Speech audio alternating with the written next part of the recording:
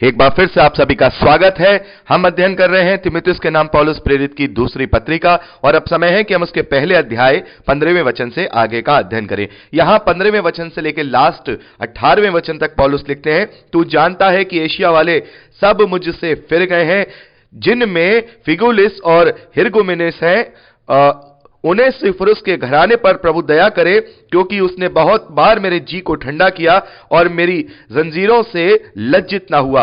पर जब वह रोम में आया तो बड़े यत्न से ढूंढकर मुझसे भेंट की। प्रभु करे कि उस दिन उस पर प्रभु की दया हो, और जो जो सेवा उसने इफिसुस में की है उन्हें भी तू भली बाती जानता है। मेरे प्यारे भाई बहनों, हम यहां पर देखते हैं कि जब जो पौलुस हैं, जो कि रोमी साम्राज्य की बंधुआई में है, जब उनकी पेशी हुई थी, जब उनकी वहां कचहरी में पेशी हुई थी, उन पर दोष लगाया जा रहा था, तब जो बहुत सारे वहां उनके साथ लोग थे एशिया से, वो उन्हें छोड़ के चले गए थे। खास तौर पे यहां दो भाइयों के नाम लिखे हैं, वो पौलुस को छोड़ के चले गए। पौलुस कहते हैं कि वो मुझे छोड़ के चले गए, और एक भाई के विषय में कहते हैं, उन्हें सिफरुस के विषय में, वो उन्हें वहां पर बड़े यत्न के साथ उन्हें ढूंढते हैं, उनसे भेंट करते हैं, और वहां पौलुस उनके लिए प्रभु से प्रार्थना भी करते हैं कि प्रभु अपने दिन में उसके बदले में उसको इसका प्रतिफल दे। तो मेरे प्यारे भाई बहनों, यहां पर हम देखते हैं कि जो भी जब कोई बड़ा जो प्रचारक है या कोई बड़े पद पे होता है, और जब उस पर कोई संकट आता है या उस पर कोई तकलीफ आती है, तो सबसे पहले वो लोग उसे छोड़ करके चले जाते हैं, जो बहुत बड़ा दम भरते हैं कि नहीं, हाँ हम आपके साथ हैं, हम आपके साथ खड़े होंगे, कोई बात नहीं है, हम आपके पीछे। लेकिन वो लोग जब समय आता है तो वो बिल्कुल वहां से अपना किनारा करके निकल जाते हैं। और ऐसा ही हमने प्रभु यीशु मसीह के विषय में भी पढ़ा था कि जब प्रभु यीशु मसीह को पकड़वा दिया गया, तो जो चेले थे, खास तौर पर जो पतरस था, उसने कहा कि मैं कभी मैं आपका इनकार नहीं करूंगा प्रभु। और हम देखते हैं कि प्रभु यीशु मसीह ने कहा कि तू मुर्गे के बांग देने से पहले मेरा 2-3 बार इनकार कर चुका होगा। और ऐसा ही हुआ, सारे चेले प्रभु को छोड़कर वहां से चले गए, प्रभु अकेले ही थे, और पतरस ने भी उनका इनकार किया। और यहां पर जो पौलुस हैं, यहां पर हम देखते हैं पेशी के समय सब लोग उनको छोड़ के चले गए। एक आध लोग उनके पास थे, अभी हम आगे पढ़ेंगे, लूका उनके साथ थे, मरकुस भी उनके साथ थे, लेकिन बहुत सारे जो एशिया के लोग थे। एशिया माइनर अलग है, मैं आपको बताना चाहता हूं, एशिया माइनर अलग है और एशिया की कलीसियाएं अलग हैं। एशिया की कलीसिया अलग, एशिया माइनर की कलीसियाएं अलग। तो मेरे प्यारे बहनों, आज के परिवेश में भी हम देखते हैं कि बहुत सारे मसीही विश्वासी हैं, जब वो अपने अगुओं से बोलते हैं कि नहीं, हम आपके साथ हैं, कोई संकट हो, कोई परेशानी हो, हम आपके साथ खड़े। और जब वो मनुष्य किसी संकट में या किसी परेशानी में प्रभु के सुसमाचार के लिए फंसता है, तो बहुत सारे लोग अपना किनारा करके उससे अकेला छोड़ देते हैं। मेरे प्यारे भाई बहनों, हमें अपने अगुओं को, हमें जो प्रचारक हैं, जो अपनी जान को जोखिम में डाल करके प्रभु का प्रचार करते हैं, ऐसे लोगों को अकेले खड़ा नहीं करना है, इनकी तरफ हमें देखना है। बहुत सारे लोगों पर झूठे झूठे इल्जाम लगा दिए जाते हैं, झूठा इल्जाम लगा करके जेल में डाल दिया जाता है, और लोग कहते हैं बिल्कुल कुछ ना कुछ तो किया ही होगा, तभी तो कोई दोष लगाया गया। लेकिन नहीं, यहां हम देखते हैं पौलुस ने तीमुथियुस को यह निर्देश दिया था, हमने पहली पत्री में देखा, जब तक 2 या 3 गवाह ना हो, जब तक किसी भी जो अगवा है उस पर कोई दोष लगाए तो उसकी मत सुनना, उस पर विश्वास मत करना। तो हमें उनका साथ देना चाहिए। ऐसे में जब मसीही विश्वासी जो प्रचारक हैं, यदि वो संकट में हो, तो हमें उनका साथ देना चाहिए, क्योंकि तभी हम एक साथ, एक देह होकर के प्रभु यीशु मसीह के लिए, उसकी कलीसिया के लिए कार्य कर पाएंगे, उसके एक्टिव अंग बन पाएंगे। तो यहां पर ये बात हुई है, पौलुस ने बड़े दुख के साथ भी लिखा है, बड़े और आनंद के साथ भी लिखा है। उन 2 भाइयों के विषय में वो लिखते हैं कि वो छोड़ के चले गए, और जो उन्हें सिफरुस हैं उनके लिए वो प्रार्थना भी कर रहे हैं बड़े कि भाई वो आए, मुझे ढूंढा, मुझसे भेंट की, जो मेरी जरूरतें थी वो उन्होंने वहां मेरे लिए पूरी की।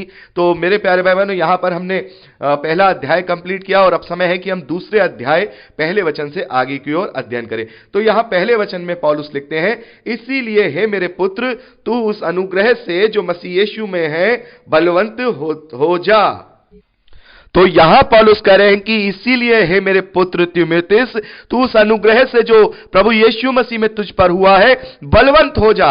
तू बलवंत हो जा, क्योंकि मुझे तुझ पर विश्वास है। मेरा निश्चय है कि तू जो कार्य, जो धरोहर तुझे मैंने सौंपी है, प्रभु के प्रचार के कार्य की धरोहर जो मैंने तुझे सौंपी है, मुझे इसका भी विश्वास है कि जिस पर मैं विश्वास करता हूं, यानी प्रभु यीशु मसीह भी उसकी रखवाली करेगा। और मेरा यह भी विश्वास है कि तू भी उस धरोहर की, अच्छी धरोहर की रखवाली रखवाली करेगा। तो यहां पर पौलुस कह रहे हैं कि उस अनुग्रह को जो प्रभु यीशु मसीह में तुझ पर हुआ है उसको याद करके उस अनुग्रह के अनुसार तू विश्वास में और ज्यादा बढ़ता जा और बलवंत हो जा, और जो बातें तूने बहुत से गवाहों के सामने मुझसे सुनी है उन्हें विश्वासी मनुष्यों को सौंप दे जो दूसरों के सिखाने के भी योग्य हों। तो मेरे प्यारे भाई बहनों, यहां देखिए पौलुस कितनी बड़ी इस वक्त संकट की घड़ी में है, कितनी बड़ी संकट की घड़ी में है कि पौलुस की पेशी हुई है कचहरी में, उन पर दोष लगाया जा रहा है और उन्हें यह अंदेशा है कि उन पर यह दोष भी सिद्ध हो जाएगा क्योंकि बहुत सारे लोग उन्हें छोड़ के चले गए हैं। इस संकट की घड़ी में भी जब हम अभी आगे पढ़ेंगे तो इस संकट की घड़ी में भी पौलुस को केवल एक ही धुन है, एक ही चिंता है कि सुसमाचार को फैलाया जाए। तो वो अपने जो विश्वासी योग्य जो उसके सहकर्मी हैं, जैसे तीमुथियुस हैं, जैसे लूका है और तीतुस हैं, ऐसे ऐसे जो सहकर्मी हैं उनको ये उन्हें प्रोत्साहित कर रहे हैं कि तुम विश्वास में प्रबल हो जाओ, और जो बातें मैंने तुम्हें सिखाई हैं, जो प्रभु के वचन मैंने तुम्हें सिखाए हैं, जो भेद की बातें मैंने तुम्हें बताई हैं, वो ऐसे ऐसे मनुष्यों को और भी बांटो जो इस योग्य हो कि वो आगे बांट सके। तो मेरे प्यारे भाई बहनों, ये मसीही विश्वासियों का कर्तव्य है कि हम, जैसे कि प्रभु ने भी कहा कि सब जाति के लोगों को चेला बनाओ, उन्हें पिता पुत्र और पवित्र आत्मा के नाम से बपतिस्मा दो, और जो बातें मैंने तुम्हें मानना सिखाई हैं उन्हें मानना सिखाओ। तो मेरे प्यारे भाई बहनों, हमें इस प्रकार से इस चेन को बनाना होगा। मेरे प्यारे भाई बहनों, इस चेन को ऐसा फैलाना होगा कि आज हम 3 लोगों को सुनाएं, वो 3 लोग आगे 9 लोगों को सुनाएं, वो 9 लोग आगे 27 लोगों को सुनाएं, वो 27 लोग आगे 100 लोगों को सुनाएं, वो 100 लोग आगे 500 लोगों को सुनाएं, और ये चेन बढ़ते बढ़ते परमेश्वर के सुसमाचार को हम वहां तक पहुंचा दे जहां तक पहुंचाने का उद्देश्य हमें दिया गया है। मेरे प्यारे भाई बहनों, यहां पर पौलुस कह रहे हैं कि प्रभु यीशु मसीह के अनुग्रह से तू बलवंत होता जा, और जो बातें तूने सब गवाहों के सामने मुझसे सुनी है वो सब विश्वासी मनुष्यों को सौंप दे, और वो उनको सौंप दे जो दूसरों को सिखाने के योग्य हों। मसीह यीशु के अच्छे योद्धा के समान मेरे साथ दुख उठा। मेरे प्यारे भाई बहनों, यहां पर जो मसीही सेवक हैं या प्रभु के लिए जो सेवकाई कर रहे हैं, पौलुस कह रहे हैं कि अच्छे योद्धा की तरह, क्योंकि जो सेवक हैं, हम जानते हैं कि जो पास्टर्स हैं या जो प्रचारक हैं या जो टीचर्स हैं वो प्रभु का कार्य कर रहे हैं, वो बड़े नम्र होते हैं, वो बड़े दीन होते हैं, बड़ा प्रेम करने वाले होते हैं और किसी से ऊंची आवाज में बात नहीं करते, क्रोध नहीं करते हैं, लेकिन वो आत्मिक रूप से योद्धा होते हैं। मसीही विश्वासी जो सेवक हैं या फिर जो सामान्य मसीही विश्वासी हैं, वो भले ही शारीरिक रूप से इस तरीके से व्यवहार ना करते हो, लेकिन आत्मिक रूप से वो बहुत ही बड़े योद्धा हैं, क्योंकि मेरा और आपका जो मल्ल युद्ध है वो शैतान की जो दुष्टता की सेना है उसके साथ है। तो पौलुस कह रहे हैं कि मसीह यीशु के अच्छे योद्धा के समान मेरे साथ दुख उठा, क्योंकि यदि हम सेवकाई कर रहे हैं, यदि हम सेवा के विषय में आगे बढ़ना चाहते हैं तो हमारा दुख उठाना जरूरी है। और पौलुस कहते हैं कि मेरे साथ तू भी दुख उठा। जैसे मैं अपने दुख उठाने पर लज्जित नहीं होता, बल्कि मैं आनंदित हूं और मैं खुश हूं, और इस हालत में भी मैं केवल यही चाहता हूं कि प्रभु के सुसमाचार को फैलाया जाए। कहीं ऐसा ना हो कि मेरी अंतिम सांस आ जाए उससे पहले मैं कुछ ऐसा इंतजाम कर दूं जो धरोहर पवित्र आत्मा ने मुझे सौंपा, वो धरोहर में और दूसरे मसीही विश्वासियों को सौंप दूं, ताकि ये धरोहर आगे से आगे बढ़ता चला जाए और इसमें लोग फलवंत होते जाएं और प्रभु के लिए आत्माएं जीती जाएं। पौलुस कह रहे हैं जब कोई योद्धा लड़ाई पर जाता है तो इसलिए कि अपने भर्ती करने वाले को प्रसन्न करे, अपने आप को संसार के कामों में नहीं फंसाता। मेरे प्यारे भाई बहनों, जो सेवकाई करने वाले हैं वो योद्धा है, और योद्धा किसके लिए लड़ता है? योद्धा क्या अपने लिए लड़ता है? इतने लाखों के सैनिक होते हैं, किसी राजा के लिए लड़ते हैं, उनमें से वो मरते भी हैं, कुछ बच भी जाते हैं, जंगें हारी भी जाती हैं, युद्ध जीते भी जाते हैं, लेकिन वो जो योद्धा लड़ रहा होता है, वो सैनिक जो लड़ रहा होता है, जब वो मारा जाता है या फिर वो बच जाता है या वो युद्ध हार जाता है या फिर वो युद्ध जीत जाता है, वो युद्ध उस सैनिक का नहीं होता, वो हार और जीत उस राजा की होती है, उसके भर्ती करने वाले की होती है।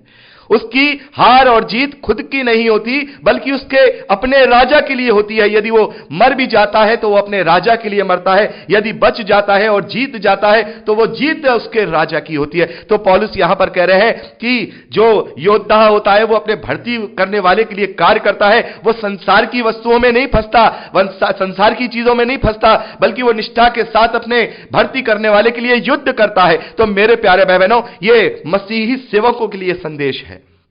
कि हम योद्धा की तरह लड़ें, हम योद्धा की तरह कार्य करें अपने उस भर्ती करने वाले के लिए। तो हमें भर्ती किसने किया है? प्रभु यीशु मसीह ने। हमें भर्ती किसने किया है? पवित्र आत्मा ने। हमें बुलाहट की जो उसने पवित्रता की बुलाहट के लिए बुलाया है, किसने बुलाया है? परमेश्वर ने बुलाया है।